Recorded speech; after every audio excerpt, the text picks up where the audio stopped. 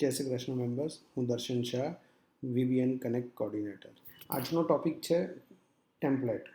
30 second template કેવી રીતે edit કરવું, કેવી રીતે ન્યૂ બનાવવું.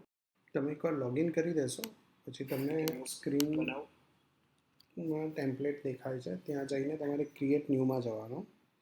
ક્રિએટ ન્યૂમાં જશો એટલે તમને આ ઇમેજનું સેક્શન છે અપલોડ કરવાનું, ત્યાં જવાનું. ત્યાં ચૂઝ ફાઇલમાં જઈને તમારી ફાઇલ જ્યાં બી સેવ હોય, જે તમે ઇમેજ અપલોડ કરવા માગો છો, જેમ કે હું આ ઇમેજ સેવ કરું છું, એ અપલોડ કરવાની. અપલોડ કર્યા પછી મેક શ્યોર કરજો કે તમારી જે ઇમેજ અપલોડ કરો છો એ આ સાઇઝમાં હોય, 1300 બાય 700 પિક્સલમાં. PNG ફોર્મેટ હોય તો વધારે સારું. ત્યાં તમે ટાઇટલ મેન્શન કરી શકો છો કે તમારે શું ટાઇટલ આપવું છે. જે ઉપરવાળું ટેમ્પલેટ ટાઇટલ છે તમારા માટે છે, અને ટાઇટલ 1 છે એ ત્યાં સ્ક્રીન પર દેખાશે. ડિસ્ક્રિપ્શનમાં જે બી લખશો એ પણ ત્યાં તમને સ્ક્રીન પર દેખાશે. અને આ બધું લખ્યા પછી તમે સબમિટમાં જઈને સબમિટ કરી શકો છો. સો આ રીતે એક ન્યૂ ટેમ્પલેટ ક્રિએટ થાય છે, અને તમે લિસ્ટમાં જઈને જોશો તો એ તમને દેખાવી જશે.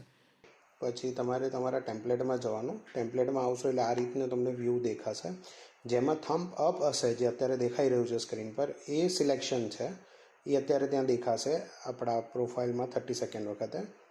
હવે જો કોઈ પણ એડિટ કરવું હોય તો જે થમ્સ ડાઉન હોય એમાં જવાનું, જેમાં હું ગયો એ રીતે. જે ચેન્જ કરવું હોય એ એડિટ કરી લેવાનું. વન્સ યુ એડિટ, તમારે જે લખવું કરવું હોય એ કરી દેવાનું, અને પછી તમારે એને જે ચેન્જીસ કરવા હોય એ કરીને તમે એને સબમિટ કરી શકો છો, અને એ સબમિટ થઈ જશે. જોયું તમે, સબમિટ થઈ ગયું. પણ જ્યારે તમે થમ્સ અપની અંદર જઈને એડિટ કરશો તો એ કશું બી એડિટ નહીં થાય. તમે એડિટ કરવા દેશે પણ જ્યારે સબમિટ કરશો ત્યારે નહીં થવા દે. જો આવું આવશે, અનેબલ ટુ એડિટ. હવે આપણે વાત કરીએ કે ટેમ્પલેટનો વ્યૂ કેવી રીતે જોઈ શકીએ. ધારો કે આ થમ્સ અપ કર્યા પછી તમારા પ્રોફાઇલમાં તમે ઇન્ટ્રોડક્શન પર ક્લિક કરશો તો તમને આ રીતનું વ્યૂ દેખાશે. એટલે 30 સેકન્ડ વખતે શું લેઆઉટ આવશે એ તમે અહીંથી જોઈ શકો.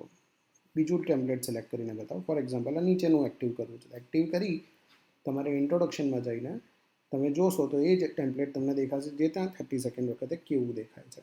આશા રાખું છું દરેકને ખ્યાલ આવી ગયો હશે કે ટેમ્પલેટ કેવી રીતે બનાવવું અને કેવી રીતે એડિટ કરવું. Thanks for watching.